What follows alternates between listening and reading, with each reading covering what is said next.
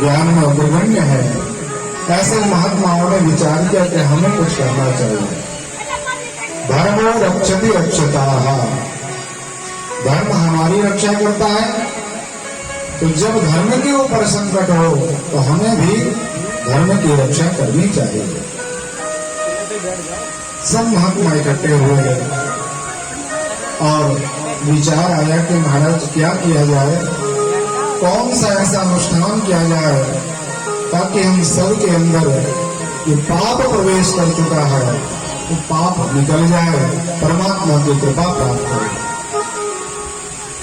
नाना प्रकार के मत और मतांत तो प्रकट हुए, अपने अपने मार्ग सबने बताए जिसको वो ज्ञान था। इसी बीच हजारों महात्माओं के बीच में श्री सूत जी महाराज का आगमन हुआ। महात्मा सूत जी की अवस्था बहुत कम है और जो बैठे हुए महात्मा हैं वो लाख लाख वर्ष की अवस्था वाले हैं। बैठे हुए सब समस्त महात्मा ब्राह्मण कुल के हैं, ब्राह्मण गए हैं और महात्मा सूत जी का आगमन देकर के सब लोग खड़े हुए महात्मा सूत जी को गुरु मान करके हाथ जोड़ करके प्रणिपात किया, प्रणाम किया। कहा महाराज जी ये तो परमात्मा की परम कृपा है कि आप हमें दर्शन देने के लिए बुला रहे हैं। आप जैसे महात्मा लोगों का दर्शन होना, नाम लेना, स्मरण कर लेना मात्र से पापों का क्षय हो जाता है। इसलिए गुरु जी महाराज आपको भगवान की कृपा से तत्व की प्राप्ति है। आप जानते हैं क्या कि भगवान क्या है, उनको प्राप्त करने के साधन क्या है। इसलिए इस कलयुग में जो सबसे सरल साधन भगवान की प्राप्ति का हो वो महाराज जी हमें बताएं। काल व्याल मुखग्रासा त्रासंदनाश हेशवे, कलयुग रूपी सर्प के मुख में हम लोग बैठे हुए हैं और ये कलयुग हमें दृष्टि के लिए बैठा है। हमारी जीवन लीला समाप्त होने वाली है महाराज। हम मृत्यु को वर्ण करें इसके पहले आप ऐसी कोई कृपा कर दें ताकि हमें परमात्मा की कृपा प्राप्त हो जाए। महात्मा सूत जी ने प्रश्न श्रवण किया तो बड़े आह्लादित हो गए, बहुत प्रसन्नता आई और कहा कि देखिए आप लोगों ने बड़ा सुंदर प्रश्न किया है कि कलयुग के दोषों से बचने के लिए और परमात्मा की प्राप्ति का क्या साधन है। तो सूत जी के मन में प्रश्न आया कि देखिए भागवत के समान संसार में कल्पवृक्ष दूसरा कोई नहीं। भागवत जी ऐसा कल्पवृक्ष है कि जिनके सामने बैठ करके हम जो कल्पनाएं कर लें, जो इच्छाएं करें, परमात्मा की कृपा से तत्काल पूर्ण हो जाती है। तो महात्मा श्री सूत जी ने कहा कि देखिए महाराज आप लोग चिंता ना करें, अभी तो ये कलयुग है लेकिन फिर भी इस कलयुग में इतना पुनीत प्रतापमय विशेषण है जिस कलयुग के आगमन में परमात्मा के नाम की बड़ी महिमा है। कलयुग केवल नाम आधारा, सुमर सुमर नर उतर ही पारा। आप लोग चिंता मत करें, हम आपको परमात्मा की कथा सुनाएंगे। तो बैठे हुए जो महात्मा थे उन लोगों ने विचार किया कि देखिए क्या हम लोगों को कथा नहीं आती, क्या हम लोगों को मंत्र नहीं आते, ऐसा कोई पुराण नहीं बचा जिसकी कथा हमने न श्रवण की हो, ऐसा कोई अनुष्ठान नहीं जिसका हमने पुरस्कृत न किया हो, ऐसा कोई सत्कर्म नहीं है जो हमसे बच गया हो। फिर भी महात्मा बोल रहे थे हम भागवत की कथा सुनाएंगे। तो बोले महाराज जी भागवत में कैसे भगवान की प्राप्ति हो सकती है और भागवत जी से पापों का नाश कैसे होगा। संदेह प्रकट हो गया। भागवत जी के अंदर श्रद्धा प्रकट नहीं हुई महात्माओं की। तो श्री सूत जी महाराज ने विचार किया कि जब तक श्रोता के प्रति श्रद्धा भाव जागृत न हो तब तक कथा नहीं सुनाना चाहिए, ऐसा नियम है। जब श्रोता के अंदर बहुत लालसा प्रकट हो जाए कि महाराज कथा सुनाइए तो मुझे छटपटाहट होती है, बहुत बेचैनी होती है, हमें तो कथा सुनने की प्रबल इच्छा है, तो बड़ी भाव से कथा का आश्रय प्रदान होना चाहिए। तो महात्मा सूत जी ने विचार किया कि इनको भागवत की महिमा नहीं पता कि भागवत क्या है। जैसे कोई बिना ड्रेस में, बिना यूनिफॉर्म में, तो कोई बहुत बड़ा IAS आपके बीच में लग गया, आप पहचानते नहीं उसको, और वो आपसे हाथ जोड़ के कर बोले महाराज जी प्रणाम, राम राम 2-3 बार बोल रहे, तो आपको लगेगा ये पागल व्यक्ति कहां से आ गया, न कोई जान न पहचान, और ये मेरे पीछे ही पड़ गया। तो आप उसका तिरस्कार करने लग जाओगे, अपमान करोगे उसका, क्योंकि उसकी महिमा का आपको ज्ञान नहीं कि वो कौन है। लेकिन जब कोई तीसरा व्यक्ति आपको समझाएगा कि आपके बीच में बैठा हुआ एक बहुत बड़ा ऑफिसर है, तो तत्काल आपका मन बदल जाएगा। जो भाव आपका उसके प्रति था वो भाव तत्काल बदल जाएगा, और आप हाथ जोड़ोगे, महाराज विराजिए, आपका स्वागत है, और आप उसका स्वागत करने लग जाओगे। ऐसे ही श्रीमद् भागवत की कथा जब महात्मा सूत जी ने शौनकादिक महात्माओं के सामने रखी, तो उनको भागवत जी की महिमा का प्रवेश नहीं मिला। भागवत जी की जो महिमा है, जो विशेषता है, वो उनको समझ में नहीं आई। तो महात्मा सूत जी ने विचार किया कि क्यों ना इनको पहले भागवत की महिमा बताई जाए। तो पहले भागवत की कथा नहीं सुनाई, भागवत की महिमा का विस्तार प्रारंभ किया, और 6 अध्यायों में भागवत की महिमा गाई, जिसे हम भागवत महात्मा के नाम से जानते हैं।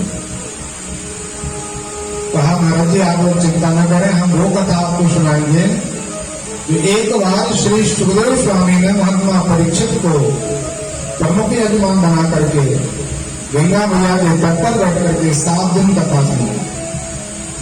और हुआ क्या, जब महात्मा परीक्षित को कथा सुनाने के लिए श्री सुखाचार्य जी महाराज तैयार हुए, तो ये समाचार त्रिभुवन में फैल गया कि अमुक तिथि पर अमुक स्थान पर भगवान सुखाचार्य जी कथा कहने जा रहे हैं। पूरे भारत में समाचार हुआ, देवताओं तक समाचार हो गया। देवराज ने विचार किया कि देखिए अपन तो कथा करा नहीं पाते, कोई लाभ हम नहीं ले पाते, जो भी पुण्य का जितना भी हमारे पास संग्रह है वो नष्ट होगा, तो हम पुनः देवलोक से चले जाएंगे, तो हमें भी कुछ पुण्य अर्जन करना चाहिए। और भागवत तो महात्मा सुखदेव सुनाने के लिए तैयार होने ही वाले हैं, क्यों ना इसका लाभ हम सब उठा लें। तो समस्त देवता इकट्ठे हो गए और कहा महाराज कुछ अपन इसमें स्वार्थ लेके चलो, बिना स्वार्थ का कोई काम नहीं होता। और देवता तो परम स्वार्थी है, स्वकार कुशलम सराहा, देवता अपने कार्य में परम कुशल है। महात्मा इंद्र समस्त प्रकार के देवताओं को इकट्ठा किए और एक सुंदर कलश सोने का लिया, उसमें अमृत भरा, और अमृत लेकर के श्री सुखदेव जी के सामने प्रकट हो गए। सुखदेव जी से कहा गुरु जी महाराज प्रणाम। महात्मा सुखाचार्य जी ने विचार किया कि हमने किसी देवता का नाम लेकर के आवाहन नहीं किया, किसी को हमने बुलाया नहीं, कोई निमंत्रण नहीं दिया, और ये देवता बिना बुलाए आए हैं, तो इसमें तो कोई बहुत बड़ा कारण है। इसलिए सुखाचार्य जी महाराज मौन हो गए, सावधान हुए। इंद्र ने कहा गुरु जी महाराज आपसे हमारा एक प्रश्न है, आप ये बताइए आप जो कथा परीक्षित को सुनाने जा रहे हैं, तो परीक्षित को ऐसा कौन सा दुख हुआ, क्या कारण हुआ, ताकि ये 7 दिन बैठ करके आपके सामने कथा सुनेगा, क्या दिक्कत है इसमें? सुखदेव जी ने कहा राजन हमारा जो ये यजमान परीक्षित है, जिसको सर्पदंश का श्राप है, कि 7वें दिन इसको सांप काटेगा और सर्पदंश से मृत्यु को प्राप्त हो जाएगा। तो मरने के भय से भयभीत होकर के ये हमारी चरण शरण ग्रहण किया, तो मैंने इसको कहा कि आप चिंता न करें, हम आपको 7 दिन कथा सुनाएंगे। देवराज ने कहने लगे गुरु जी महाराज बहुत अच्छी युक्ति है, आपके यजमान के लिए मरने का भय है, और हमारे पास ऐसी दवाई है, ऐसा अमृत है जिसकी 1-2 घूंट मिला दो आप परीक्षित के लिए, तो इसका कभी मृत्यु का नहीं होगा, ये कभी मरेगा नहीं, इसका कभी बुढ़ापा नहीं आएगा, अजर और अमर हो जाएगा। ऐसे हमारे पास वस्तु है, और ऐसा करिए गुरु जी महाराज ये अमृत प्रदान कर दो परीक्षित को, तो परीक्षित जिंदा हो जाएंगे, मरेंगे नहीं, अपना राज्य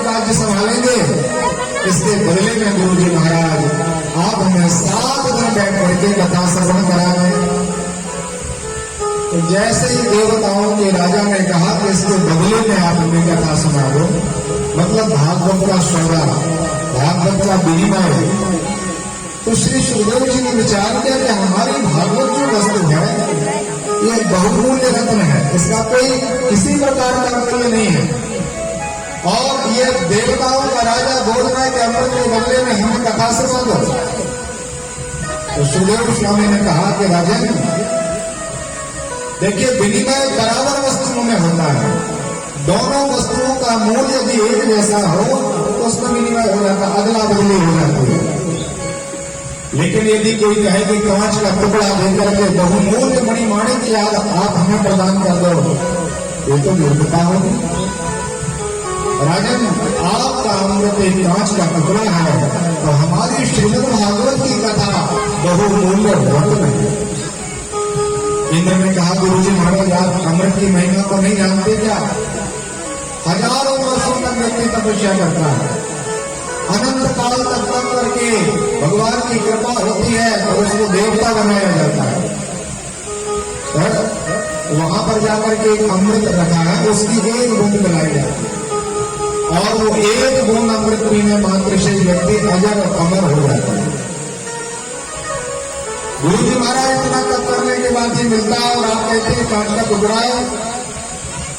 श्री सुखदेव स्वामी ने कहा, राजन आपका अमृत अनेक प्रकार के भय उत्पन्न करने वाला है और हमारी कथा अभयता को प्रदान करने वाला है। आपका जो अमृत है वो पक्षपाती है, क्योंकि केवल जो सत्कर्म करेंगे उसी को अमृत मिलेगा। कुकर्मी, दुष्ट, दुराचारी, पापी, इन सबके लिए अमृत का वास नहीं है, वो अमृत का अधिकारी नहीं है। लेकिन हमारी श्रीमद् भागवत की कथा ऐसी है कि कोई भी किसी भी प्रकार से कैसे भी चलेगा, भाव से पंडाल में बैठ जाए और भागवत रूपी अमृत का अवश्य पालन। आपका जो अमृत है वह पुण्यों को नष्ट करके, सभी प्रकार के पुण्यों को नष्ट करके पुनः पुनरपि जन्म पुनरपि मरणम, फिर से जन्म मरण के चक्कर में डाल देता है। और हमारी श्रीमद् भागवत की कथा एक बार जो भाव से साथ में बैठ करके पान कर ले तो उसका महाराज आना जाना छोड़ जाता है। वैकुंठ योगी दुर्लभम, भगवान का परम वैकुंठ धाम प्राप्त होता है। मौन हो गए महात्मा शुक्लाचार्य, एक अक्षर भी भागवत जी का देवताओं के लिए श्रवण नहीं कराया। विचार करिए, हम लोगों में और देवताओं में कितना अंतर है। लेकिन जिस श्रीमद् भागवत का आश्रय देवताओं के लिए अधिकार प्रदान नहीं किया गया, वो अवसर हमें आज प्राप्त हुआ। सागर की धरा पर आज से 7 दिन पर्यंत भागीरथी रूपी यहाँ पर भागवत जी प्रवाहमान है। बड़े आनंद से हम सब आएंगे, समय का ध्यान रख करके, और संपूर्ण लाभ हमें कथा का लेना चाहिए। समय का जो निर्धारण है, समय पर सब बधा और 7 दिन बैठ करके अपने जीवन को पवित्र करें। ये अवसर बार बार प्राप्त नहीं होते।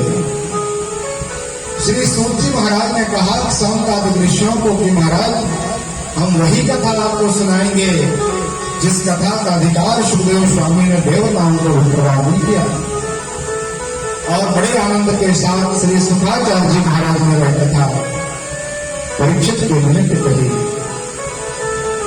शुक शास्त्र कथा सारम कलम कीलेन नाशिकम। कलयुग के कलुषित दोषों से यदि बचना है तो हमें भागवत का आश्रय तो लेना ही पड़ेगा। भगवान श्री सूत जी कहते हैं कि गुरुजी महाराज ऐसी परंपरा और ऐसी गुरु कृपा हमें प्राप्त हुई कि भगवान की कृपा से हमें भागवत का अध्ययन करने का अवसर प्राप्त हुआ। हमने भागवत को धारण किया और आप सबके बीच में हम आपको भागवत की दिव्य अनुपालिनी कथा का आश्रय प्रदान करेंगे। आप भागवत की कथा का महत्व श्रवण करेंगे। कहा राजन, एक बार क्या हुआ, जैसे अभी कलयुग लगा है, इसी कलयुग में लगभग 5000 वर्ष पहले की बात। नितांत सर्वत्र अधर्म का निशान, महात्मा लोग बड़े व्याकुल। एक बार नारद जी ने विचार किया कि बहुत लंबा समय हो गया पृथ्वी पर नहीं गए। 14 लोग पुराणों में कहे गए, इन सभी प्रकार के लोगों में केवल व्यक्ति जो भी शुभ अशुभ कर्म करता है वहां पर उसको स्थान मिलता है। अच्छा कर्म करेंगे तो अच्छे लोगों की यात्रा होगी, और अशुभ कर्म करने से नाना प्रकार के अशुभ लोगों को जाना पड़ता है। लेकिन जितने भी पृथ्वी लोग छोड़ करके अन्य लोग हैं वो सब भोग योगी है, केवल वहां भोगना है। आप स्वयं स्वतंत्र नहीं है, कोई नया कार्य नहीं कर सकते, भगवान का भजन नहीं कर सकते, भगवान का नाम नहीं ले सकते। यदि परमात्मा का नाम लेना, कथा श्रवण करना, रामनवमी मनाना, दुर्गा अष्टमी मनाना, तो ये सब केवल हमारे इस मृत्यु लोक पर ही शोभा है। तो महात्मा नारद जैसे परमहंस वैकुंठ आदि का परित्याग करके मृत्यु लोक पर आते हैं कि कुछ क्षण यहाँ पर भगवान का सत्संग करेंगे, भगवान का नाम लेंगे, परमात्मा के कीर्तन में एक ही भूत होंगे। तो नारद जी नारायण नारायण का जाप करते हुए मृत्यु लोक पर पधारे। यहां महात्मा नारद जी ने तीर्थों की यात्रा प्रारंभ की। नगर परिनगर नाना प्रकार के परमात्मा के सुंदर सुंदर लीलाओं के स्थान का आश्रय लिया। श्रीरंगम, सेतुबंधनम, प्रयागम आदि नगरों का भ्रमण करते हुए, तीर्थों में जाते हुए महात्मा का मन बड़ा उद्विग्न हो गया, बहुत परेशान से हो गए। नारद जी को लगा कि शांति के लिए आए थे, आनंद के लिए पृथ्वी लोक पर आए थे, और यहाँ तो हमें और ज्यादा बेचैनी हो, बड़े कष्ट में पड़ गए हम। विचलित होकर के, निराश होकर के महात्मा नारद बद्रिकाश्रम में पहुंचे। बद्रीनाथ भगवान यहाँ विराजमान है, मां सरस्वती का पावन तट है, वहां एक शिलाखंड पर महात्मा नारद जी बैठे, बहुत व्याकुल थे। महात्मा नारद जी के अंदर बड़ी गिलानी थी कि देखिए ये धराधाम जहां पर परमात्मा का अवतार हो रहा है, जहां भगवान अनेक प्रकार की लीला करते हैं, और यहाँ की मामा ऐसी दानव हो गई, पशु तुल्य व्यवहार करने लगे, स्वार्थ में दृष्टि हो गई, नाना प्रकार का कुकर्म करने लगे। तो महात्मा नारद जी बड़े बेचैन थे। उसी समय जहां पर नारद जी बैठे वहां से 4 महात्मा लोग निकले, सनक, सनंदन, सनातन और सनत कुमार। 5 वर्ष की जिनकी अवस्था है, दिगंबर वेश है, बहुत छोटे छोटे से बालक के रूप में है महात्मा। भगवान का भजन करते हुए वहां से निकले तो देखा नारद जी तो मुंह लटका के बैठे हो, बड़ी तकलीफ में, कष्ट में है।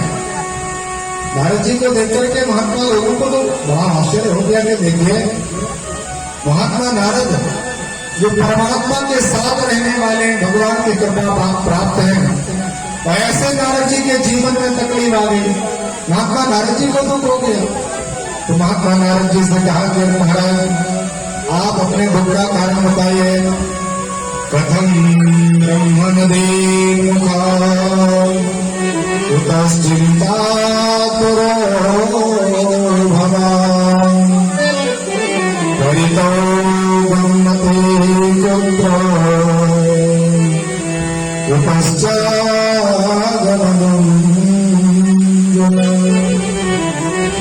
हे ब्रह्ममुख, हे ब्रह्मा जी के बेटा नारद जी, आप ये बताइए कि आप इतने दुख में, इतने कष्ट में, तकलीफ में क्यों बैठे हो?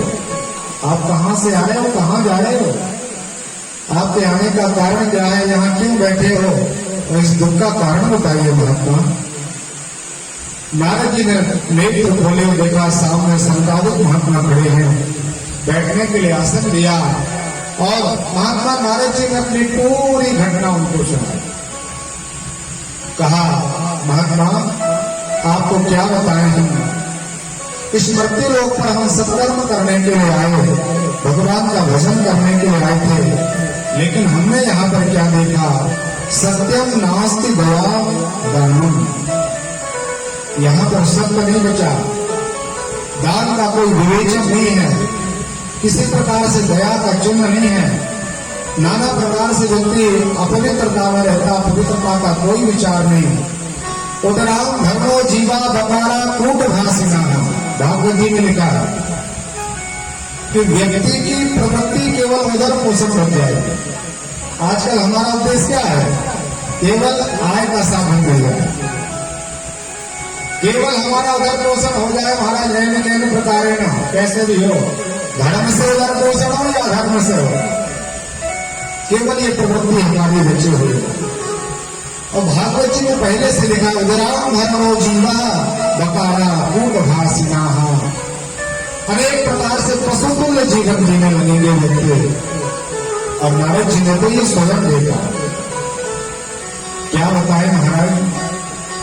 मंदा सुमंद मते हो मंद भागा, सुमंद मते है मंद भाग है। उनकी अनेक प्रकार से अन्य जगह पर तो बड़ा ज्ञान चलता है, बड़ी विद्वत्ता है, बड़ा अंदर उनमें विवेक है, लेकिन जब भगवान की चर्चा आती है, जब भगवान का नाम आता है, जब कोई धार्मिक अनुष्ठान का कार्य किया जाता है, तो महाराज यहाँ पर उनकी रुचि नहीं है, अधर्म में बड़ी रुचि है। कई घंटे व्यतीत हो जाते हैं, पता तक नहीं चलता है, व्यर्थ के बात विवाद में, निंदा करने में, अनेक प्रकार के उपहास आदि में। लेकिन यदि आपको कहा जाए कि 10 मिनट माला लेके बैठ जाओ, तो ये बड़ा कठिन लगता है। नारद जी ने ये सब देखा, कहा कि देखिए महाराज, मैं तीर्थों में गया, मैंने विचार किया चलो ठीक है, अन्य नगरों में तो ऐसे ही है, तो तीर्थों में तो भगवान का वास होगा, तीर्थ में तो धर्म का वास होगा। इसलिए महात्मा नारद जी तीर्थों की यात्रा के लिए निकले। और नारद जी कहाँ पर पहुंचे? अहम तो पृथ्वी व्यातो व्याप्वा सर्वे इत्यामिते, जितने भी ज्ञात तीर्थ हैं उन सभी तीर्थों में महात्मा नारद जी पहुंचे। लेकिन देखा कि तीर्थों का तीर्थत्व तो नष्ट हो गया। अनेक प्रकार से पाखंड रहता, पाखंड परायण वहां पर व्यक्तियों का वास हो गया।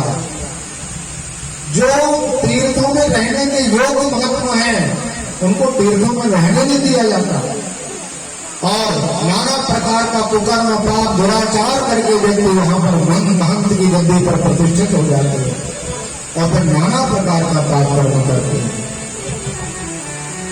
गृहस्थियों में जाकर के महात्मा नारद जी ने देखा अनेक प्रकार से कलह लगी हुई है, माता पिता का अनादर होने लगा है, मां नहीं, मां तो पिता नहीं, जो नाना प्रकार से अधर्म और केवल कलह का स्थान बचा हुआ है गृहस्थ जीवन।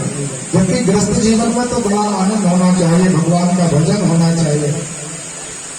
देखा पति पत्नियों में अनेक प्रकार का विरोध है, तो महात्मा को लगा कि सन्यासियों के पास गए। तो सन्यासियों के पास पहुंचे महात्मा नारद।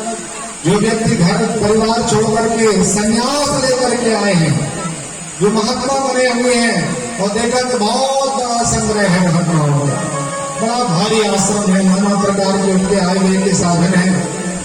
तो नारद जी ने विचार किया जिसको छोड़ करके आए वो साधन सभी इनके पास है, तो संन्यास लेने का मतलब क्या हुआ? प्रत्येक जगह महात्मा नारद जी को कुछ न कुछ अधर्म दिखाई दिया, तो वृंदावन का आश्रय लिया। परम पावन पवित्र भगवान का आश्रम श्री वृंदावन में आकर के महात्मा नारद जी के मन में कुछ आप शांति थी। अभी तक तो बड़े कष्ट में थे, अब महात्मा नारद जी को लगा के देखे यहाँ भगवान का भजन हो रहा है, राधे राधे गाया जा रहा है, बिहारी जी का दर्शन हो रहा। तो महात्मा को लगा कि यमुना में स्नान कर लें, आचमन करें और भगवान का भजन करेंगे। तो महात्मा नारद जी यमुना पुलिन के पास पहुंचे तो देखा विशाल जन समुदाय में अनंत स्त्रियां बैठी हैं, बहुत स्त्रियों का झुंड है। तो महात्मा को लगा पुरुष तो कोई वहां है नहीं, इसलिए दूर से ही माताओं को प्रणाम करो, निकल दो। तो जैसे ही महात्मा नारद जी ने उन माताओं के लिए दूर से प्रणाम किया और जाने के लिए महात्मा नारद जी तैयार हुए, तो एक स्त्री ने महात्मा नारद जी को देख लिया और वो स्त्री खड़ी हुई महात्मा नारद जी के चरणों में लेट गई। साधु क्षण तुष्ट। हे महात्मा नारद जी, आप एक क्षण के लिए रुक जाइए। महात्मा नारद ने विचार के इतनी विनती करती है तो रुकना चाहिए। कहा भैया आप कौन हो और ये सब माताएं इतनी बैठी, ये सब कौन है? तो वो बाला कहने लगे महाराज अहम भक्ति ख्याता, मेरा नाम भक्ति है और यमो में तनियो मतलब मेरे जो गोद में लेटे हुए बुढ़े लेटे हैं, बिल्कुल जर्जर अवस्था है, बुढ़ापा आ चुका है, शरीर में कोई शक्ति नहीं, ऐसे जो पुरुष हमारे गोदी में लेटे हैं ये दोनों मेरे बेटे ज्ञान और वैराग्य है। मैं भक्ति हूं महाराज। नारद जी ने विचार किया भक्ति की ये दुर्दशा, ज्ञान वैराग्य का ऐसा स्थान। महात्मा ने पूछा भैया ये बताओ ये सब कौन है? तो कहा इसमें कोई गंगा जी है, कोई यमुना, कोई सरयू, कोई कावेरी, कोई महिंद्रया, अनेक प्रकार के तीर्थों की जितनी भी सरिताएं हैं वो सब हमारे कष्ट को मिटाने के लिए हमारे पास है।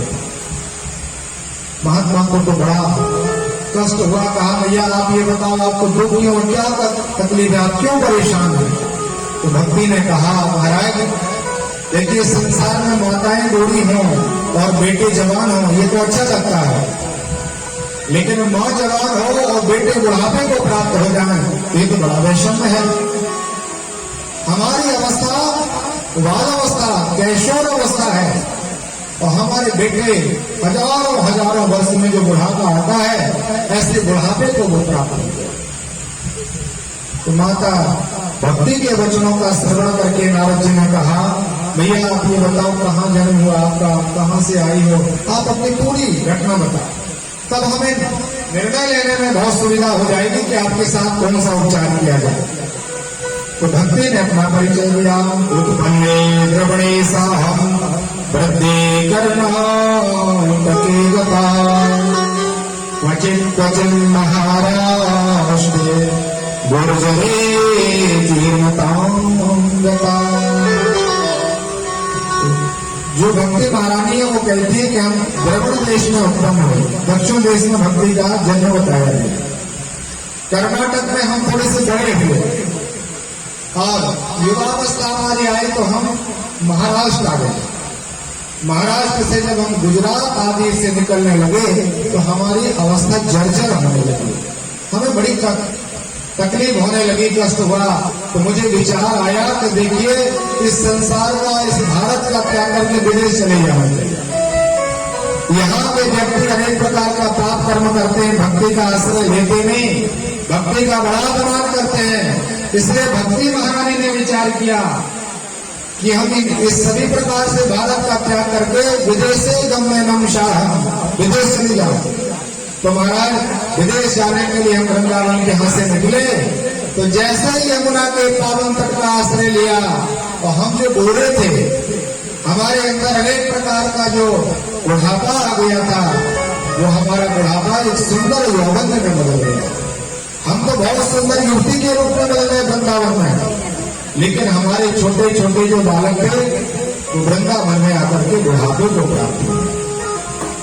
हमने डॉक्टरों को दिखाया, वैद्यों से चिकित्सा कराई, ज्योतिषियों को दिखाया, सभी प्रकार के महाराज उपाय किए कि बच्चे ठीक हो जाएं, लेकिन जब तक वो चिकित्सा चलती तब तक वो बच्चे ठीक रहते। लेकिन जैसे ही इनकी चिकित्सा पूरी होती पुनः जर्जर अवस्था हो जाती। नारद जी ने कहा भैया चिंता ना करो, मेरा नाम नारद है और मैं तत्काल आपके बेटों को स्वस्थ कर दूंगा। तो सुंदर मां यमुना का जल लिया नारद जी ने, तुलसी का जल डाला और गीता जी के पाठ का आश्रय लिया, एक अध्याय पढ़ा तो पढ़ करके महात्मा नारद जी ने वो जल उन दोनों बच्चों के ऊपर छिटक दिया। जल लगते ही ज्ञान वैराग्य पुष्ट हो गए। बैठ करके महात्मा नारद जी को प्रणाम करने लगे। बड़ी शांति हुई महात्मा नारद जी को देखो इनके बच्चे तो स्वस्थ हो गए। भक्ति से कहा भैया आपके बेटे अच्छे हुए, उनका स्वास्थ्य लाभ हुआ है, रोग नष्ट हो गया, अब हमें आदेश दो, हमें जाना है। तो महात्मा नारद जी जैसे ही जाने के लिए तैयार हुए, एक पैर वहां से आगे बढ़ाया और तत्काल दोनों बच्चे पुनः जर्जर अवस्था को प्राप्त हो गए। फिर से बच्चों को बुढ़ापा आ गया, उनका शक्ति का संचार चला गया। तो मैया ने कहा महाराज जी थोड़ा सा तो रुकिए। महाराज जी फिर से लौटे और देखा कि बच्चे फिर से मुड़े। मैंने जो चिकित्सा की थी, मैंने जो इनको मंत्र सुनाया था, इन्होंने श्रवण किया, लेकिन पाठ पूरा हुआ और फिर से बुढ़े हो गए। तो महात्मा नारद जी ने गीता दाधर कहो ये अपनी घटना सुना रहे संकादिक ऋषियों को कि मैंने हजारों बार गीता पाठ की, सभी प्रकार के वेद वेदांतों का अध्ययन किया, लेकिन जब तक हमारा पाठ चलता था तब तक ज्ञान वैराग्य स्वस्थ रहते, तो हमारा पाठ पूरा हुआ और ज्ञान वैराग्य हमारे दूर हो गए। तो हमें तकलीफ हुई। हमने भगवान सूर्य से पूछा कि महाराज आप कोई उपाय बता दो, ऐसी कोई दवाई हाथ लग जाए ताकि इनके जीवन का पूरा रोग नष्ट हो जाए, जड़ से रोग नष्ट हो जाए, ऐसा कोई आप औषधि का आश्रय है। तो सूर्य भगवान ने एक संकेत कर दिया नारद जी को कि महात्मा आप सत्कर्म कीजिए। अब महाराज बड़े चक्कर में पड़ गए कि देखिए हम अभी जो कर रहे थे ये कौन सा सत्कर्म नहीं था। जितना भी हमने उपाय, जितने भी कार्य किए वो सब सत्कर्म की श्रेणी में थे, लेकिन सूर्य भगवान कहते सत्कर्म करो। तो नारद जी ने कहा संकादिक ऋषियों से कि मैं सत्कर्म की प्राप्ति के लिए हरिद्वार आया, ऋषिकेश आया, कहीं पर जाता तो सब हाथ जोड़ करके हमें प्रणाम कर लेते, लेकिन कोई बताता नहीं। अब महाराज निराश होकर के हम यहाँ पर बैठे हैं, आप लोगों का आश्रय है, आप लोग ही कृपा कीजिए महाराज कि हमें कौन सा सत्कर्म करना चाहिए। तब भगवान श्री संकादिक ऋषि बड़े प्रसन्न हुए और संकादिक ऋषियों ने कहा कि देखिए नारद जी महाराज आपको सब ज्ञात है, आप सब जानते हो, संसार में ऐसा कोई कर्म आपसे बचा हुआ नहीं है, छुपा हुआ नहीं है, लेकिन महाराज आप थोड़े से भूल गए हो कि सत्कर्म क्या है। तो संकादिक ऋषियों ने नारद जी के लिए सत्कर्म करने के लिए कहा और कहा महाराज सत्कर्म संसार का यदि कोई है तो वह है भगवान की भागवत की कथा, परमात्मा की लीला। श्री सुखदेव स्वामी ने कहा सत्कर्मं सोचको ज्ञान यज्ञास्तपैर्बुधैः श्रीमद्भागवतालापम् शतदीपा सुखावही। महात्मा संकादिक ऋषियों ने कहा नारद जी इस संसार में यदि कोई सबसे बड़ा सत्कर्म है तो वो है सुखदेव के मुख से निकला हुआ गीत। और सुखदेव का गीत क्या है? श्रीमद् भागवत की कथा और भागवत भगवान की जय। इसलिए महाराज हम आपको भागवत की कथा सुनाएंगे। नारद जी ने कहा महाराज जब भागवत कथा करना पड़ेगा तब बच्चे ठीक होंगे, तो बड़ी लंबी व्यवस्था है। आप भागवत की विवेचना कीजिए कैसे क्या करना पड़ता है, क्या क्या व्यवस्था है। तो संकादिक ऋषियों ने महात्मा नारद जी को समझाया कि देखिए सबसे पहले भागवत करने के पहले एक बेटी के विवाह के लिए जितना धन लगता है भागवत में लिखा है, सुनो नारद बच्चों ब्रह्मताम विवेकिना कन्या विवाह कार्येण, कन्या के विवाह कार्य में जो वित्त खर्च होता है कितना पैसा इकट्ठा करके रखें, फिर सुंदर एक ज्योतिषी के पास जाएं और सुंदर मुहूर्त का शोधन किया जाए। मुहूर्त शोधन होने के बाद वक्ता का चयन किया जाए। वक्ता का विशेषण लिखा हुआ है भागवत जी में, विरक्तो ब्राह्मणो विप्रा वेद शास्त्र विशुद्ध।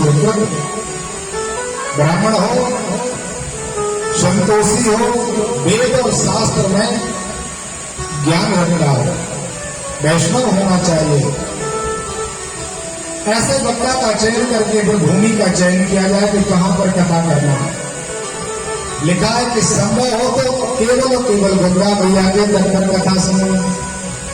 सबसे अच्छा साधन है गंगा मैया का तट। वो सुलभ नहीं है तो किसी तीर्थ में जाकर के कथा श्रवण किया जाए, वो भी सुलभ नहीं है तो लिखा है कि अपने ही गांव के मंदिर में कथा रख ली जाए। और देवालय भी यदि आपके पास नहीं है तो लिखा अपने घर में ही गाय के गोबर से भूमि को शुद्ध किया जाए, जैसे आप लोगों ने किया। गाय के गोमय से यदि भूमि को शुद्ध किया जाए तो लिखा उसमें 33 कोटि के देवता अपने आप विराजमान हो जाए, बुलाना नहीं पड़ता। गाय मां के ऐसे विशेषणों की कृपा से समस्त देवताओं का आगमन होता है। वो भूमि में कितने भी दोष हो वो सभी प्रकार के दोष स्वतः नष्ट हो जाए। तो गाय के गोमय से शुद्ध भूमि का शोधन करके पंडाल का दिव्य निर्माण करके मंडल निर्माण करके फिर कथा प्रवचन प्रारंभ होना चाहिए। पहले ही अति बैठे, फिर सन्यासी बैठे, कोई विरक्त बैठे, फिर ब्राह्मण बैठे, फिर माताएं बैठे, ऐसा विवेचन है। ये सभी प्रकार के नियम महात्मा नारद जी को बताए तो महात्मा नारद जी ने कहा कि गुरु जी महाराज ये सब तो व्यवस्था हम कर लेंगे, लेकिन आपने जो सबसे पहला वाला जो आपने नियम बताया कि एक बेटी के विवाह के बराबर धन इकट्ठा करके रख लो तब कथा का मन बनाओ। तो महाराज मन तो बहुत है कथा सुनने का, लेकिन हमारे कुर्ते में तो 1 रुपया भी नहीं है। हम तो मेरा विरक्त है, हम लोग पैसे वैसे नहीं रखते। तो इतना पैसा इकट्ठा करके रखना है तो महाराज अब तो हमारी कथा बहुत मुश्किल में पड़ जाएगी। और हमने भक्ति ज्ञान वैराग्य के लिए संकल्प करके वचन दिया है कि ये नारद तब तक शांति से नहीं बैठेगा जब तक कि आपके कष्टों का निवारण नहीं हो जाएगा। हम आपके बच्चों को स्वस्थ कर देंगे। तो महाराज कथा तो कराना है, लेकिन पैसे हमारे पास 1 रुपया भी नहीं। तो संतान ऋषियों ने कहा कि महाराज कन्या का विवाह भी अपने सामर्थ्यानुसार होता है। एक बार मैंने अखबार में पढ़ा था कि दुल्हन की 54 करोड़ की केवल साड़ी थी, तो उसका वैसा क्या होगा।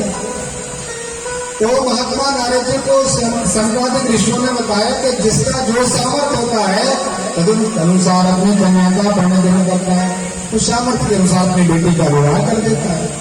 लेकिन यदि किसी माता पिता के घर 1 रुपये भी ना हो तो ऐसा तो होता नहीं कि कन्या कुमारी बैठी है, उसकी भी व्यवस्था परमात्मा की कृपा से होती है, दूल्हा मिलता है और उसका परिक्रम हो जाता है। इसलिए नारद जी आप जैसे चाहें वैसे आपकी कथा तो निश्चित हो जाएगी, चिंता न करो। क्या करना पड़ेगा महाराज? तो नारद जी को कहा कि ऐसा करो, आप अपने यजमानों के लिए जो वृंदावन में हैं उनको बुला करके आप हरिद्वार आ जाओ और हम बद्रीनाथ से हरिद्वार पहुंच जाएंगे। हरिद्वार में एक सुंदर गंगा मैया का तट है जिसका नाम आनंद है। तटा नाम आनंद। आनंद नाम के तट पर बहुत बड़ा बरगद का वृक्ष है। बरगद के वृक्ष की जड़ों पर हम लोग मंच बना लेंगे और वृक्ष की जो बहुत बड़ी बड़ी शाखाएं हैं वो अपना टेंट हो जाएगा, वो शिविर हो जाएगा, वो अपना पंडाल मंडल बन जाएगा। गंगा मैया की ठंडी ठंडी जो बालू है उस पर सब भक्त आकर के विराजमान हो जाएंगे और स्वागत के लिए गंगा जी का जल है, बड़ा सुंदर सुंदर और ठंडा ठंडा गंगा जी का जल सब लोग पाएंगे और भगवान की कथा का श्रवण करेंगे। चिंता न करो नारद जी। महात्मा नारद जी ने विचार करके देखी कितनी सुंदर युक्ति संक्रांत ऋषियों ने निकाल दी। अब तो निश्चित रूप से कथा हो जाएगी और हमारे यजमान स्वस्थ हो जाएंगे। तो बहुत प्रसन्नता के साथ नारद चले। नारद जी मन से भी ज्यादा चलने वाले, उनकी गति मन से भी तीक्ष्ण है। तत्काल वृंदावन पधारे।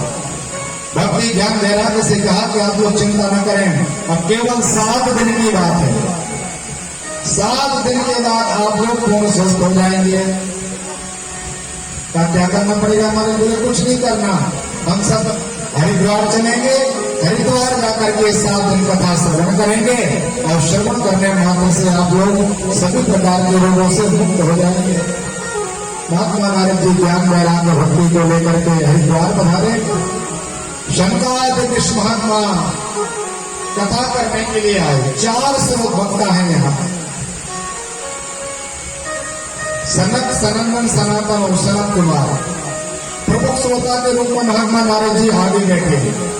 तो उसके पीछे भक्ति ज्ञान वैराग्य फिर अन्य महात्मा लोग। जैसे ही कथा प्रवचन प्रारंभ होने लगा तो श्री सूत जी महाराज कहते हैं कि ये समाचार संसार में एक क्षण में फैल गया कि हरिद्वार की पावन तट पर श्री शंकराचार्य महात्मा कथा प्रारंभ करने वाले हैं। उस कथा को श्रवण करने के लिए भृगु वशिष्ठ चंद्रश्च गौतमो वेदादच देवलो देवरातो रामस्तथा गादिसुतस्य साकलो मकंड पुत्रा धूर्पुलाभः योगेश्वरो व्यास पराशरोच छाया सकोजाजलि जुनु मुख्या सर्वे मयि मुनिगणा सहस्र शिष्यान् स्वस्त्री ही रम्यो गणेन देव। हजारों प्रकार के महात्मा, अब जैसे एक महात्मा के आश्रम में 1000 शिष्य हैं, तो वो महात्मा के शिष्यों के साथ आए, तो हजारों तो महात्मा हैं, उनको अनंत के शिष्य हैं जो ग्रस्त हैं, वो अपने परिवारों के साथ, स्त्री के साथ, पुत्रों के साथ सब आकर के विराजमान हुए। कथा प्रवचन प्रारंभ हुआ। कथा प्रारंभ हुई। शनकादि ऋषियों ने नारद जी को कहा, नारद जी, अरे आपके यजमान तो स्वयं भक्ति और ज्ञान वैराग्य है, इनके अंदर तो चेतना आने ही वाली है, लेकिन जो 1000 प्रकार के पाप कर्म करने वाली जीव जाती है, जो अनंत काल से केवल पापमय प्रवृत्ति में है, 84 लाख योनियों में चलते चलते जिन्होंने केवल पाप को कमाया, वो भी आज श्रीमद् भागवत की कथा का आश्रय लेकर के पवित्र होकर के सप्ताह यज्ञ कलौ पुनंदिते 7 दिन पवित्र होकर के भगवान के धाम को चले जाएंगे। महाराज जी ने विचार किया, हमारे इतने पापी, तो भगवान श्री सनकादि ऋषियों ने समझाया कि देखिए, शक्ति नहीं ना पितृमात दोषता कृष्णा कुलाश्रम धर्म वर्जिता ये गांभिका मत्सरणोपि हिंसिता सप्ताह यज्ञेन कलौ पुनन्ति कायेन वाचा मनसा पापकम। जितने भी प्रकार के पाप होते हैं वो सब भागवत जी ने लिखे हैं, और लिखा ऐसे भी पाप करने वाले व्यक्ति भी भाव से 7 दिन बैठ करके कथा श्रवण कर रहे हैं, तो निश्चित रूप से देवताओं के लिए दुर्लभ जो वैकुंठ पद है वो हमें प्राप्त हो जाएगा। तो नारद जी ने कहा, महाराज जी तो बड़ी अतिशयोक्ति सी लग रही है आपकी कथा की, कि जीवन में पाप करते करते व्यक्ति 7 दिन बैठ के कथा सुन ले और कर जाए, पर हमें तो भरोसा सा नहीं लगा। तो महात्मा नारद जी को सनकादि ऋषियों ने कहा, नारद जी ये अतिशयोक्ति नहीं, अतिशयोक्ति तो ये है कि जीवन भर पाप करते करते व्यक्ति मर जाए, और पाप करने के बाद तो प्रेत बनेगा, वैकुंठ थोड़ी मिलेगा।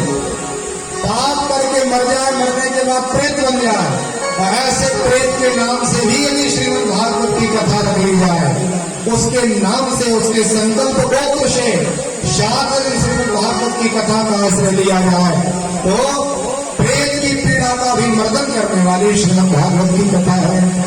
धन्या भागवती वार्ता प्रेत पीड़ा विनाशिनी, प्रेत की पीड़ा का मर्दन करने वाली भागवत की कथा है। अब तो महात्मा नारद जी को मौत होकर बोले, महाराज हमें नहीं आपकी कथा से। अरे ऐसे कैसी कथा, मरने के बाद प्रेत चला गया, वायु बन गया, अनेक प्रकार का रूप ले लिया, उसके केवल नाम से कथा कर लो और वो कर जाए, ऐसे तो महाराज हमें समझ में नहीं आता। कोई उदाहरण है आपके पास एक दृष्टांत है ऐसा कोई? तो महात्मा सनकादि ऋषियों के लिए गौतम उपाख्यान का आश्रय है। और कहा, महाराज बिल्कुल हम आपको एक सुंदर कथा सुनाते हैं, और वो कथा सुनने की फलश्रुति पहले लिखी। लिखा हुआ है कि ये जो भागवत की कथा का महात्मा है, और इस महात्मा का श्रवण करने मात्र से पाप हानि हो जाए। हमारे जीवन में जितनी पाप राशि शरीर में बैठी हुई है, वो सभी प्रकार की पाप राशि केवल इस प्रेत की कथा सुनने से नष्ट हो जाती है। नारद जी को सुनाया, तुंगभद्रा नदी तीरे उत्तमो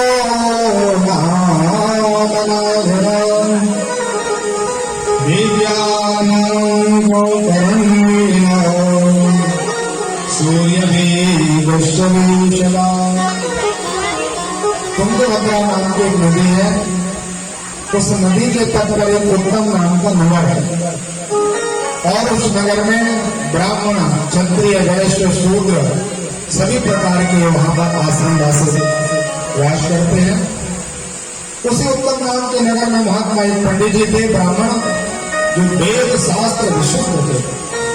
भागवत जी में लिखा द्वितीय वेद भास्करा, वो दूसरे सूर्य के समान प्रतापी थे।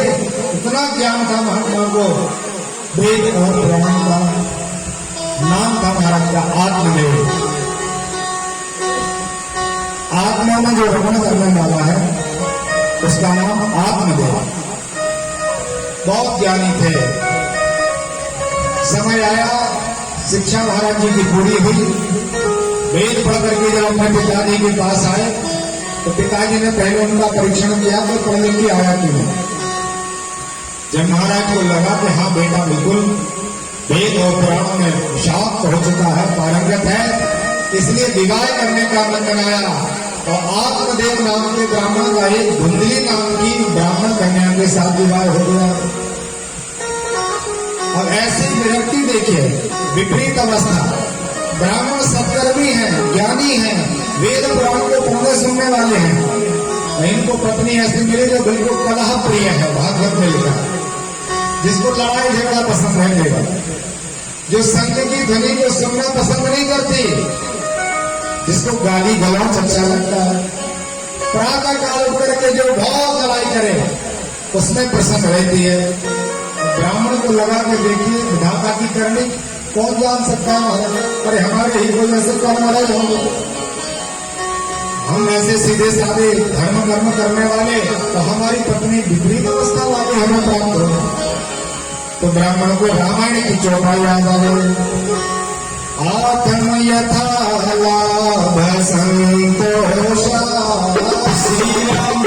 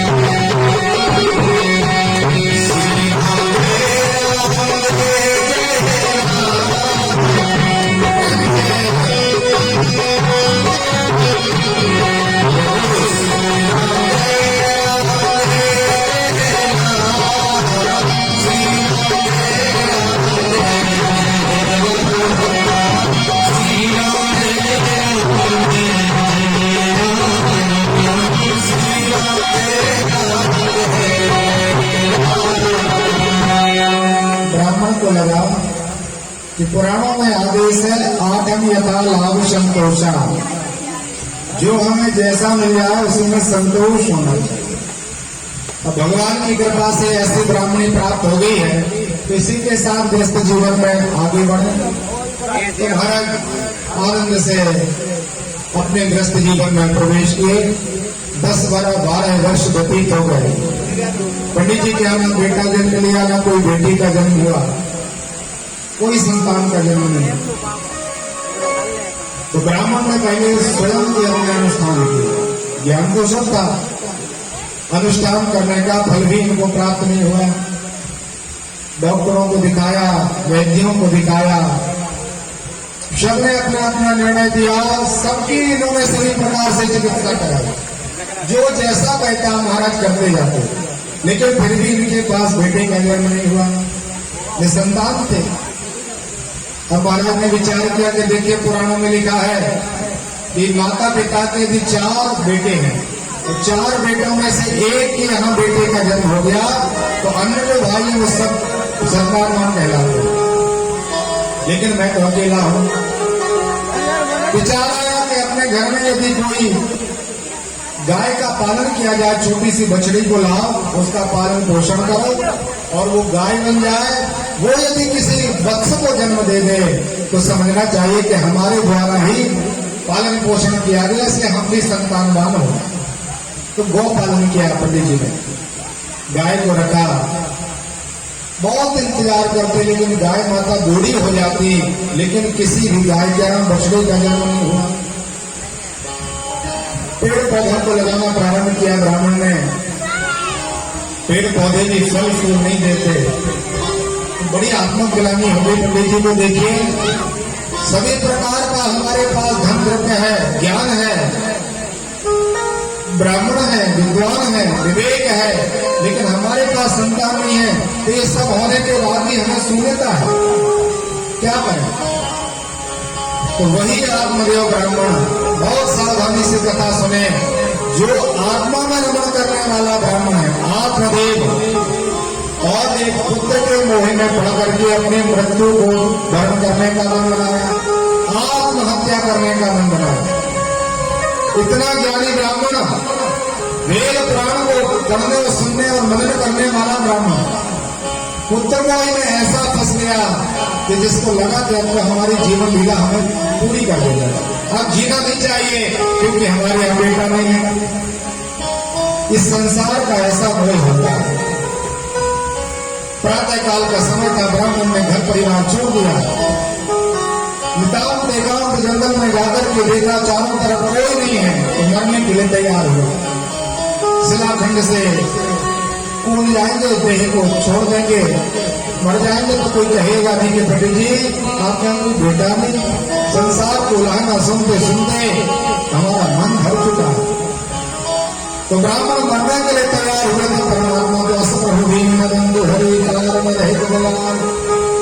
ब्राह्मण ने परमात्मा को पुकारा नहीं है कि भगवान आप आइए, तो परमात्मा इतने कृपालु हैं कि भगवान ने ब्राह्मण की रक्षा करने के लिए परमात्मा एक भक्त ब्राह्मण यति का भेष बना के भगवान प्रकट हो गए।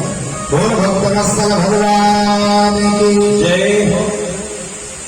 ब्राह्मण को देखा, आत्मदेव ने देखा कोई यति आए हुए हैं, तो यति के चरणों में प्रणाम किया और कहा, सन्यासी जी महाराज, आपके स्वरूप को देख करके लग रहा है कि आप बड़े विद्वान ज्ञानी, बड़े प्रसन्न हैं। तो भगवान जो यति के रूप में आए थे, परमात्मा ने कहा, पंडित जी हम तो आपको प्रसन्न दिखाई दे रहा है, ठीक है, लेकिन आपका मुखमंडल मुझे ऐसा लग रहा है जैसे बिल्कुल मरने ही वाले हो, बड़े कष्ट में, बड़ी दुख तकलीफ है, क्या कारण है? तो आत्मदेव ब्राह्मण ने अपना पूरा दुख भगवान के सामने सुना दिया। तो परमात्मा ने कहा, यति ने कहा ब्राह्मण आत्मदेव से, ये पंडित जी अरे आपको ज्ञान दे तो मुझे नहीं लगता कि कोई बहुत बड़ा काम है, आप तो स्वयं ज्ञानी है, विवेकी है, पुराण को वेदों को पढ़ने और सुनने वाले थे, अरे आपका ज्ञान कहाँ चला गया? आप में से हजारों उदाहरण सुने होंगे, पढ़े होंगे महाराज, कि जिनके जीवन में अनंत संतानें थी लेकिन उनको संतान सुख प्राप्त नहीं हुआ। सगर की कथा सुनाई, रघुवंश में महात्मा सगर हुए, 60,000 बालक हुए एक बार। कपिलाग्नि में महात्मा कपिल की क्रोध ज्वाला में 60,000 बालक एक क्षण में भस्मसात हो गए। राजा चित्रकेतु, बड़े प्रतापी राजा चक्रवर्ती महात्मा चित्रकेतु जी, विवाह किया, संतान नहीं हुई, दूसरा विवाह किया, संतान नहीं हुई, तो पुराणों में लिखा 3 करोड़ विवाह किए, संतान की प्राप्ति हुई। और अंतिम विवाह जिस कन्या के साथ हुआ था वो गर्भवती हुई और राजा के यहाँ सुंदर बेटे का जन्म हुआ। अब तो राजा ने विचार किया कि पुत्र की प्राप्ति के लिए मैंने राजकाज छोड़ दिया, शरीर का ध्यान नहीं दिया, 3 करोड़ विवाह किए मैंने, इसलिए अब तो पूरा मन हमारा पुत्र के ही तरफ रहेगा। तो पागलों की तरह सब प्रकार का धर्म कर्म विधि और जो सदाचार है इसका त्याग करके अपने बेटे को ही खिलाने लगे, लाड़ दुलाड़ उसके साथ करते करते 8 वर्ष का बालक हुआ और वह बालक मृत्यु को प्राप्त हो गया, मर गया। राजा चित्रकेतु ने विचार किया कि देखिए जिस बालक की प्राप्ति के लिए मैंने पूरा जीवन खो दिया, तो वो बालक हमें छोड़ के कैसे जा सकता है? रुदन करने लगे महात्मा चित्रकेतु। आज आप्लावित हुए, अश्रुपात हो रहा है। संसार में इनका भय और इनका वो रुदन संसार के प्राणियों ने श्रवण किया। सब इकट्ठे हुए महाराज। राजा को देखा अपने पुत्र मोह में, तो महात्मा नारद भृगु ने आकर के समझाया कि राजन, अरे आप बेटे के चक्कर में पड़े हुए हो, ये संसार तो ऐसे ही है। आज जन्म हुआ, आगे चल के मरना है, फिर से मरना है, तो फिर से जन्म लेगा, यही चलता है। और आप 1000 बार किसके बेटे बन गए होंगे, और वो लाख बार आपका पिता बन गया होगा। तुम चित्रकेतु के लिए समझ में नहीं आया तो कहा बेटे से सुन लो। बेटे की आत्मा को बुलाया, आत्मा से पूछवाया गया, तो बेटे ने कहा पिताजी आप ऐसा मोह त्याग दें, भगवान का भजन करो। और ये संसार के जितने भी जीव जाति है अपने कर्म के लिए आते हैं, कर्म का फल जो पूरा हुआ और यहाँ से जाना पड़ता है। महाराज एक बार आप प्रातः काल का समय का भोजन कर रहे थे, स्नान करने के लिए पहुंचे और आपने अपने मुख में जल भरा और जल का कुल्ला किया। और जैसे ही आपने जमीन में डाला तो हम एक छोटे से जीव के रूप में थे। आपके जल गिरने से हमारी मृत्यु हो गई, आपका बदला लेने के लिए हम पुत्र के रूप में आए, तो हमारा आपका बदला पूरा हो गया महाराज, हम चाहते हैं। तो राजा ने विचार किया कि ऐसा संसार का नियम है। अरे जिस बेटे के लिए हमने चक्रवर्ती पद छोड़ दिया, इस देव दुर्लभ शरीर को प्राप्त किया मानव देह, और इस मानव देह में भगवान का भजन पूजन का कोई आश्रय नहीं लिया, स्वयं नरक में जाने के लिए हम तैयार हो गए, और बेटा छोड़ के जा रहे हैं। ये कथा यति जी ने आपने पंडित जी को सुनाई कि महाराज बेटा हो जाएगा तो क्या लाभ है आपको, हजारों उदाहरण दिए। तो आप जो पंडित जी कहेंगे कि महाराज हम कथा सुनने के लिए नहीं आए आपके पास, ऐसी कथाएं तो हमें भी बहुत आती हैं, और जीवन भर में यही तो किया। पांडित्य कर्म करते थे, भाव आनंद से कथा प्रवचन हम करते थे, हजारों की भीड़ जुड़ती थी, लेकिन महाराज हमें कथा नहीं सुनना। आप तो ये बताओ हमारे यहाँ बेटा होगा कि नहीं। आप क्या जानो तो गृहस्थी के घर में किलकारियां गूंजती हैं आंगन में बच्चों की, धन्नो गृहस्थे आश्रम, वह आश्रम धन्य हो जाता है। पंडित जी आप क्या करो, भगवान ने कहा महाराज ठीक है, हम ज्योतिष विद्या से देख रहे थे आपके यहाँ बेटा होना क्यों। तो परमात्मा ने नेत्र बंद किए, कुछ न बाद भगवान ने नेत्र खोल के कहा कि ब्राह्मण देवता मुझे आप क्षमा करो, मैंने अपने गर्भ में ध्यान में देखा है कि इस जन्म की बात तो अलग है, आपको 7 जन्म तक बेटा बेटी नहीं होना। अब तो लोग गया महाराज चरणों में और कहा कि महाराज आपको देखने वाला भी पापी होता है, हम यहाँ शिलाखंड पर अपना सिर पटक देंगे, मर जाएंगे, हम आत्महत्या करेंगे और इस आत्महत्या के देखने का पाप आपको होगा। मरने के लिए ब्राह्मण तैयार हुआ तो परमात्मा को लगा के देखे एक बेटे के लिए ब्राह्मण देव दुर्लभ देह छोड़ने वाला है, मनुष्य शरीर देवताओं के लिए बड़ा दुर्लभ है। तो ये ब्राह्मण इतना ज्ञानी होने के बाद भी इसलिए इसको थोड़ा सा अपने द्वारा अपने व्यक्तियों के द्वारा जब प्रस्तुत व्यक्ति होता है, अपमानित होता है, तब तीसरा नेत्र खुलता है ज्ञान का। कहने सुनने में समझ में नहीं आता। जैसे आप गृहस्थ में आए ही नहीं, पति पत्नी नहीं बने, आपके बेटा आदि नहीं हुआ, आपने गृहस्थ की कोई किसी प्रकार के दुख देखे नहीं, और कोई छोटे से बालक को कहे बेटा आप विवाह मत करना, अरे बड़े होकर के विवाह करने में फंसने में बड़े झंझट है, बड़ा तकलीफ, बड़ा कष्ट है। तो बेटा विचार करता उस समय अरे हमारे पास ऐसा ज्ञान है, हम ऐसे अन्य लोगों जैसे थोड़ी है जो परेशान हो जाएंगे, क्योंकि उसने प्रैक्टिकली रूप से उसने प्रवेश नहीं किया। और जब गृहस्थ जीवन में वो प्रवेश कर लेता है अपनों के द्वारा, जब अपमानित होता है तब ज्ञान होता है, हमारा सच्चा ज्ञान तभी होता है।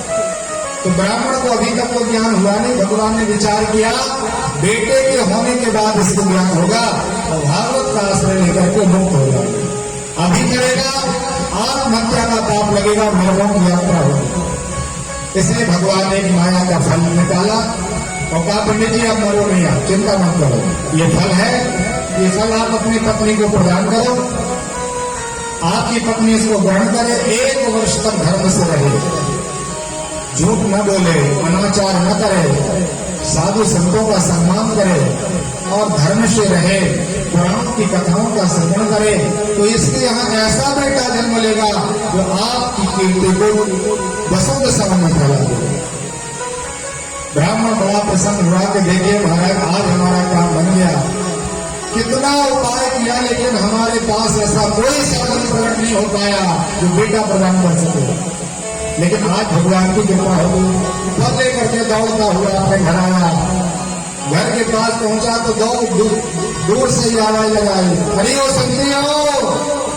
तो धुंधली बाहर आई, देखा कि ब्राह्मण तो बड़े प्रसन्न दिखाई दे रहे, महाराज जी तो बड़े उन्मत्त हैं। कहा महाराज जी कारण क्या है? बहुत ज्यादा धन मिल गया क्या आपको? ऐसा कौन सी सामग्री आपको हाथ लग गई इतनी प्रसन्नता है? कहा एकांत में बताएंगे। तब अंदर प्रवेश किया, घर में एकांत में जाकर के अपनी पत्नी से कहा कि देवी अब आप चिंता मत करो, आप गर्भवती हो जाओगी, आपके सुंदर गर्भ से एक बेटे का जन्म होगा। एक संत ने हमें ये फल प्रदान किया है।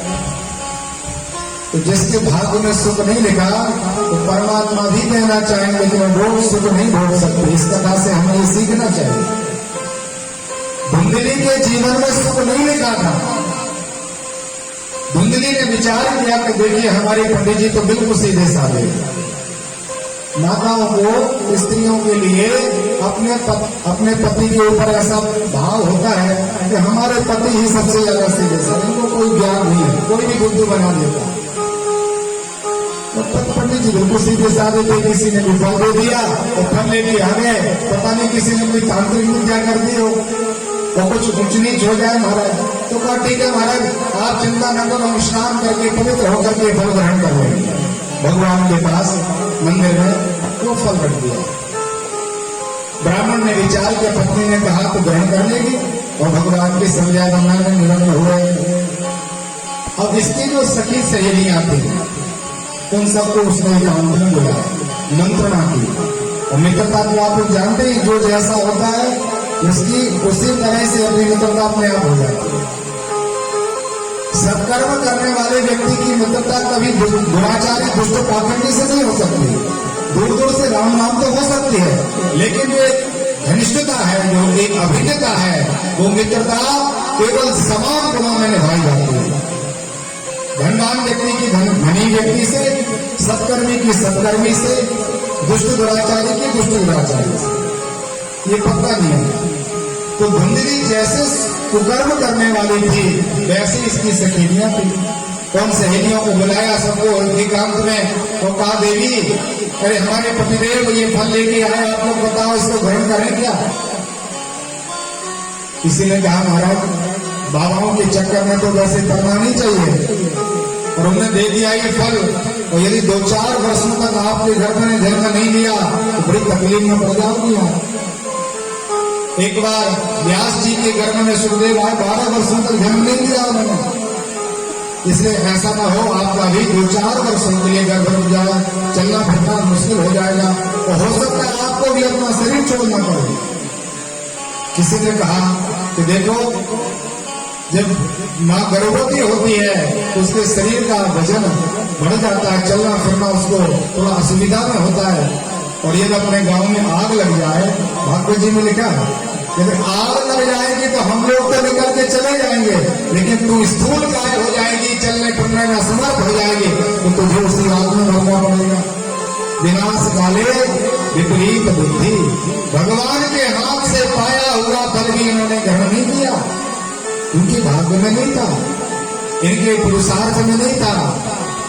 परमात्मा ने भी चाहा कि इनको सुख मिल जाए, बेटा हो जाए, लेकिन फिर भी धुंधली ने वो फल ग्रहण नहीं किया और अपने पतिदेव से पहला झूठ बोला। कहा महाराज जी आप चिंता न करें, जो बाबा जी ने फल दिया था वो मैंने प्रातः काल स्नान करके भगवान को अर्पण करके स्वयं भोग लगा दिया। अब पंडित जी को लगा कि अब कोई चिंता नहीं, अब भगवान ने कहा था तो जल्दी से बेटा हो जाए। और धुंधली ने एकांत में विचार किया कि ये जो फल ब्राह्मण ने दिया हुआ था इसका भी परीक्षण करना चाहिए, इस फल में क्या सत्यता है। इसलिए उसने फल को अमनिया की और गाय को खिला दिया। तो ये फल के ग्रहण करने से बेटा होता है तो गाय के यहाँ भी बेटे का जन्म होना चाहिए। गाय माता को फल खिला दिया पति से कहा, महाराज हम गर्भवती हो चुके हैं। ऐसे करते करते महीने निकलते गए, नवम मास पूर्ण हुआ, 10वें महीने में प्रवेश किया। तो धुंधली को लगा कि देखिए बेटा बेटा तो कोई है नहीं हमारे गर्भ में, अब समय तो आ गया, अब क्या किया जाए, जन्म तो होगा नहीं कुछ, क्योंकि हमने तो पाखंड बनाया। तो उसने अपनी बहन को बुलाया, और धुंधली की एक बहन थी जिसके यहाँ 4 संतानों का जन्म हो चुका था, 5वां गर्भ जन्म लेने वाला था, उसके पास कोई धन द्रव्य नहीं था, बहुत गरीब थी। तो धुंधली ने कहा, बहन देखो आपके पास संतान है और धन नहीं है, और हमारे पास बहुत धन है और संतान नहीं, इसलिए ऐसा करो, अब जो आपका गर्भ जन्म ले रातों रात आप हमारे घर भेज देना, कानों कान किसी को खबर नहीं होना चाहिए, तो इसके बदले में जितना धन चाहिए सब हम आपको प्रदान करें। बहन ने विचार के 4 बेटे हैं, हमारे पास ऐसा तो है नहीं कि संतान नहीं है, इसलिए कहा महाराज बिल्कुल हम आपके शर्त से स्वीकार करते हैं, मंजूर है आपकी शर्त, आप हमें कुछ धन दे देना, हम आपको बेटा या बेटी जो भी होगी आपको प्रदान करेंगे। संयोग ऐसा हुआ, रात्रि के समय ही गर्भ ने जन्म लिया, और रात्रि के समय में धुंधली की बहन ने अपना वह बेटा धुंधली के हाथ रखाया। धुंधली ने पूरा अनेक प्रकार का द्रव्य बहन के घर में भिजवाया। ब्रह्म मुहूर्त का समय हुआ, प्रातः काल 4 बजे पंडित जी को उठाया, महाराज बधाई हो। ब्राह्मण यही शब्द सुनने के लिए बैठे थे। बुढ़ापा लग गया था लेकिन अभी तक संतान नहीं हुई थी। आत्मदेव ब्राह्मण ने विचार किया, बेटा हो गया तो महाराज गदगद शरीर हो गया, रोमांचित हो गया शरीर, अनेक प्रकार का दान पुण्य कर्म करना पंडित जी ने प्रारंभ किया। धन संपत्ति तो बहुत रखी थी, कोई कमी नहीं थी। जाप कर्म प्रारंभ हुआ, स्वस्ति वाचन हुआ, महाराज जी ने पंडित जी लोगों को दान दिया, बेटे का मुखमंडल का दर्शन किया। महाराज आत्मदेव को अनेक प्रकार की बधाइयां आने लगी, क्योंकि ये कुलगुरु थे, पुरोहित जी थे, तो जितने यजमान थे सब यजमान परिवार आते, पंडित जी को कुछ भेंट देते, प्रणाम करते, महाराज जी को शुभकामना देते। ऐसा करते करते महाराज भागवत जी में लिखा 3 महीने व्यतीत हो गए, और 3 महीने बाद गाय को जो फल खिलाया गया था, गाय माता के एक कुक्षी में से भी एक बेटे का जन्म हो गया। बोल भक्तवत्सल भगवान, क्योंकि परमात्मा का दिया हुआ जो वरदान है वो निष्फल नहीं हो सकता। उस फल का ऐसी विशेषण था कि गाय के यहाँ से जब बेटे का जन्म हुआ, तो गाय के यहाँ तो बछड़ा जन्म होता है, लेकिन फल की कृपा से बेटा हुआ, केवल उसके कान गाय के बछड़े के समान थे, इसलिए उस बालक का नाम महात्मा गौकर्ण रख गया। बोलिए गौकर्ण भगवान की। गौकर्ण जी ने आकर के अपने पिताजी आत्मदेव को प्रणाम किया, धुंधली को प्रणाम किया। ब्राह्मण ने विचार के चलो दोनों बच्चों के नाम रख दो, इसके गाय की जैसी कान है तो पहला नाम तो इसका गौकर्ण होगा। अब इसका पंचांग के हिसाब से योग लगन ग्रह भार तिथि जो जैसा है कदम रूप नाम रखा जाए।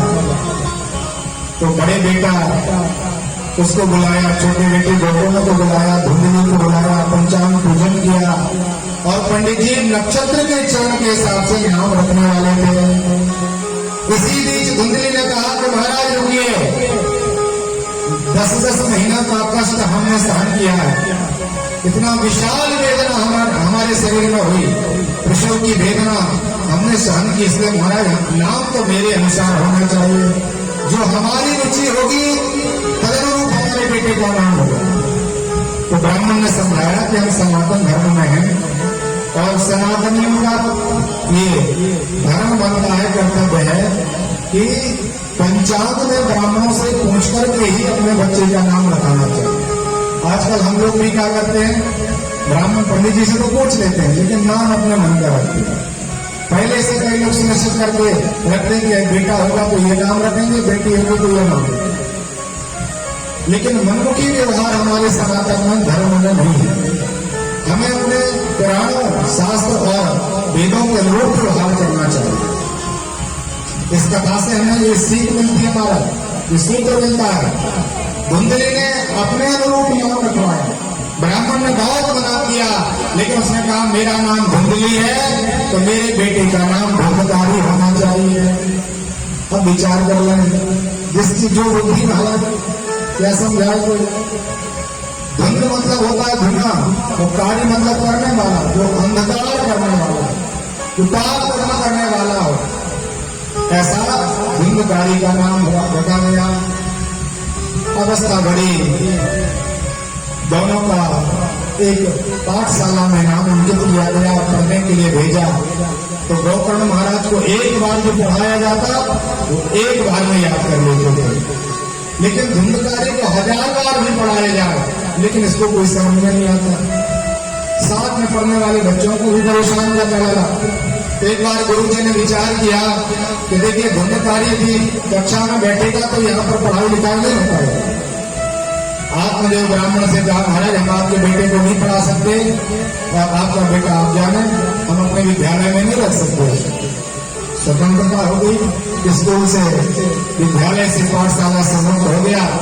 छोटे छोटे बच्चों को ले जाकर के तालाब में ले जाता तो बच्चों को उल्टा दवा देता। जब चिल्लाते रोते परेशान होते तो बड़ा प्रसन्न होता था, अट्टहास करके हंसता था। दुष्ट व्यक्ति खुद की प्रसन्नता में प्रसन्न नहीं होता, ये नियम है। आजकल ऐसे जाता है, खुद के घर में असुविधा थोड़ी बहुत हो तो चल जाएगी, लेकिन सामने वाले के घर में सुख नहीं होना चाहिए। और यदि पड़ोसी प्रसन्न या सुखी है तो सामने वाले को बड़ी ईर्ष्या होती है, बहुत ज्यादा परेशानी। सामने वाले के सुख में ये दुखी होता है। ये दुष्टों के परिचय है। धुंधकारी जब देखता कि बच्चा रोता चिल्लाता है, छटपटा करके प्राण त्याग देता है, बहुत प्रसन्न होता है। ब्राह्मण के पास उलाहना आने लगी कि महाराज आप जैसे सीधे साधे थे, आपकी कीर्ति संसार में छाई हुई है और आपका बेटा ऐसा हुआ कि ऐसा पाप कर्म करता है, हमारे बेटे को मार डाला इसने, बाल हत्या की इसने।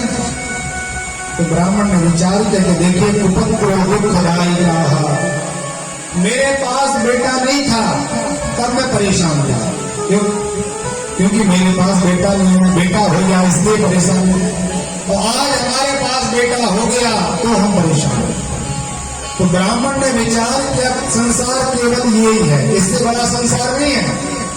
हमारे पास जो वस्तु नहीं है उसकी प्राप्ति के लिए हम दुखी हैं।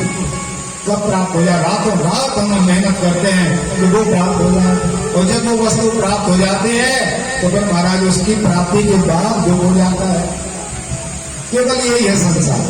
पंडित जी को लगा कि अब क्या किया जाए, कहीं पर मुंह दिखाने के लायक हमारा जीवन नहीं बचा, हर जगह अपकीर्ति होती है, कोई राम राम नहीं करता हमसे, कोई बैठने के लिए नहीं कहता। यदि कोई बात करता है तो केवल धुंधकारी की बात करता है कि महाराज उसको समझाइए। पिताजी ने एक बार बुलाया बेटे को और कहा बेटा हम सनातन धर्म में हमारा जन्म हुआ, हम ब्राह्मण कुल में हैं, सबसे ज्यादा ब्राह्मणों को त्याग करना चाहिए, ब्राह्मण धर्म के चिन्ह है। और यदि आपको कोई काम अपने बच्चों से कराना हो तो पहले आप उसका आश्रय लीजिए, उसका व्यवहार आप स्वयं करें और अपने आप बच्चा उसका व्यवहार करने लग जाए। आप चाहें कि पाप करते रहें और बच्चों से इच्छा रखें कि वो सत्कर्मी हो, वो भागवत सुने, वो रामायण का पाठ करें, तो ये तो असंभव है। पहले आपको करना पड़ेगा फिर बच्चे देख करके करेंगे, ये नियम है।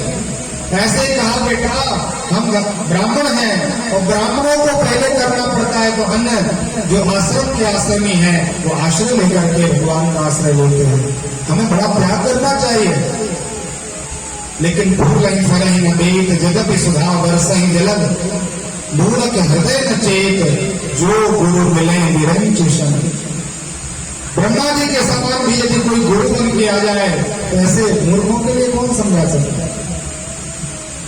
ब्राह्मण को लगा कि बेटा समझेगा नहीं, तो कहना सुनना छोड़ दिया, जो जैसा करना सो तुम अपने हिसाब से देखो। परेशान हुए महात्मा। एक बार आत्मदेव ब्राह्मण के सामने गोकर्ण जी आए, छोटा बेटा गाय के यहां से जो जन्म हुआ, ब्राह्मण के चरणों में प्रणाम किया, कहा पिताजी आप चिंता मत करिए, हम आपको 2 श्लोक सुनाएंगे। इनका आश्रय लेकर के आप इस देह और देह से उत्पन्न जो संबंध है उनका त्याग करके उतारें। तो भागवत जी में बड़े सुंदर 2 श्लोक हैं। गौकर्ण जी महाराज जी के नाम से ये विश्व गौकर्ण गीता के नाम से अपने बेटे को सामने पिताजी खड़े और बेटा बकता है, पिताजी श्रोता है। पिताजी बड़ी अवस्था वाले हैं, ज्ञानी भी ज्यादा है, बेटा छोटा है, ज्ञान कम है, फिर भी बेटा समझा रहा है।